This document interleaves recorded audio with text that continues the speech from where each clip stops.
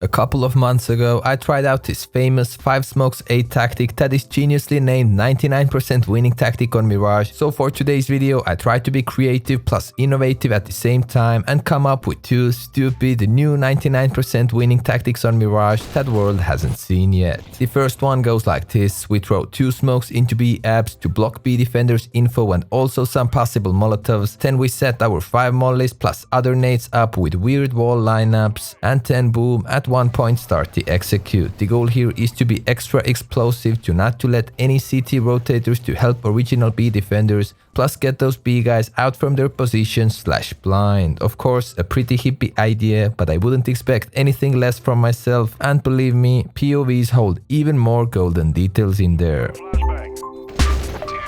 So we're gonna start with the first POV, player number 1 instructions, but I'm gonna show it on my offline server myself since we missed a lot of small details in the actual games. The first guy takes the first contact. He's the guy who can potentially be loud here and make enemy team think it's T-side default round with only one guy B apps. So you could possibly flash yourself into position if there's an AWP, but after you have cleared it, you come into this corner, aim a bit below the door frame, and left click throw. This gives a good balcony smoke that's not blocking any lineups afterwards. Then there's gonna be one more smoke, so we need to line up the molly from this position, look for this larger dark mark on the wall, aim a bit down and left from it, then walk into this corner and be ready to left click throw your molotov when the time comes. After that, you're gonna be one of the first ones to blast out from the window to go and entry all those enemies who are hopefully running around like headless chickens because their original position was set on fire.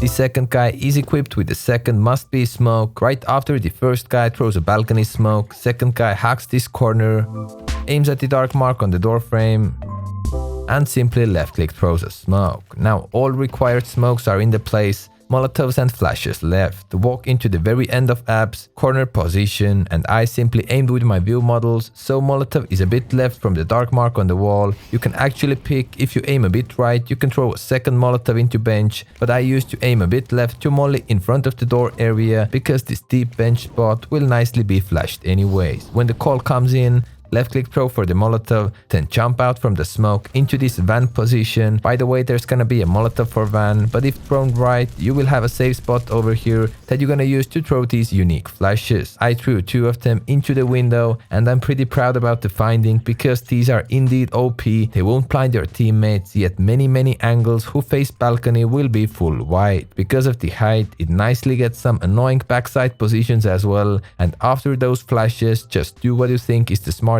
in the certain situation. You could go back into apps or pick a position closer to the site. Alright, player number 3, when the smokes are down, he gets to his close to window position, looks at this dark, kinda small Nike logo on the wall, aims a bit right from it, then moves to a cupboard position and left click throws his molotov right after the player 2 has moved away. Otherwise you may just throw it onto your teammate, but no one really wants to see another 1G here. Molotov burns down right side of bench, and all you really need to do after throwing it is to run down from balcony to the middle of the site and get an entry frag. Most likely player number 1 and 3 are the first ones to jump out from B apps kinda at the same time. Easy as that. Next up, player number 4, another corner position, another a bit down and right from the dark mark on the wall aiming spot, and move left while hugging the wall till your molotov hand is on the door frame like shown. If you use different view models, then make sure to try it out yourself beforehand, but in my case, left click throw a molotov and 1 flash right after that, then run out to the side. Molly nicely gets under those windows area, and the flash will make sure that if anyone plays Edward's spot, they'll be full blind. And lastly, player number 5, another key player to make the execute work. Position yourself according to the ground lines, then take the height from the door frame and aim right like shown. In a real case, there's a smoke blocking your vision, but it's not hard to hit it like that. We always let player number 5 to call the start of the execute because he usually lined up for the longest and his molotov needs to land first, so you can left click throw your molotov, then others wait like 0.5 seconds, and then you throw 2 flashes with the exact same lineup. Make sure to nail the timing so no one is on the way of your flashes. These flashes are really golden and should be used more for different types of B executes. They pop high in the air, still wall will deny deny a team flash, but it gets many enemy side angles if they actively face balcony, so why not use it in other situations as well. After that, you're simply the last guy going out or just supporting your teammates from apps. Your call. This was all theory behind the idea. Here are some other examples when we tried it out in-game. You can see some variations as we tend to miss some of the Molotovs, but if CTs don't pre-nade or sneakily push into app smokes, this execute isn't too bad, I would say. Just do it once in a game, win the round, and enjoy 100% win rate with it. If there are any big teams or even small homemade teams who are willing to take the risk and try out this hippie tactic or other stupid tactics, then feel free to send me the footage about your successful attempts to NadeKingOfficial@gmail.com. But we're not done yet. I covered one B piece, but surely I have to show you something for A as well. Indeed, I came up with a stupid idea that I'm not too proud about. Instead of 5 smokes tunnel towards the bomb site, we threw 4 smokes close to palace/default area and 1 extra smoke to jungle/connector. Some other improvised molotovs and flashes to push enemies back plus get the bomb down. With those smokes down, you can either plant for the regular CT default or the opposite side of the box for jungle. Choice is yours, depending on your situation, which way they spam the smokes. Before we break it down, let's have a quick look and see it with in-game comms. See, all the time we do it, we win, Norty. Alright, man. 100%. That's why you're not in level 10 yet. 100% win rate tactic, bro. Yep. Imagine we just win the whole game. I'm blind. Maybe close ramp. Silent. Okay. Ready? Nah, not yet. Okay. Sorry. No problem. Let's go. What do we have to do now? Yeah, let's do it. Go. Firebox? With all. Oh, tickets? Ticket that one more though. Gonna go in. Under is clear.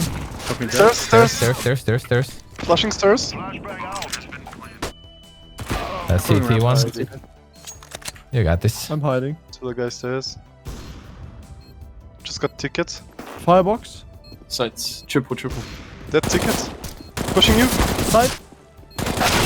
2. One more. Side default. Go. He saw me. I'm kinda... Okay. Nice.